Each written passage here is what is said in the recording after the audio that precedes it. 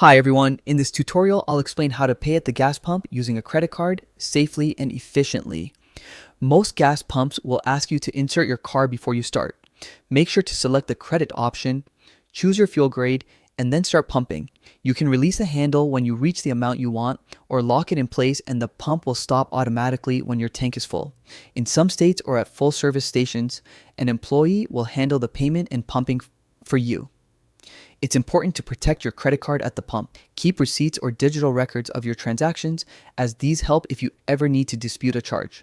Watch out for credit card skimmers, which can be installed over or around the card reader to steal your information. To stay secure, use a chip-enabled card or a contactless payment with your smartphone.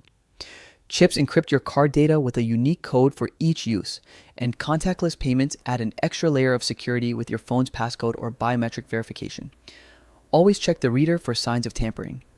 If it looks strange or a tamper-evident sticker is broken, avoid using that pump and notify a staff member. Using a credit card at gas stations is convenient, secure, and can even earn you rewards. Some cards offer bonus points or cash back for fuel purchases, and keeping track of gas spending is easier when it's all recorded on your card statement. You can also use credit cards at most electric vehicle charging stations. The benefits are the same: security, convenience, and rewards.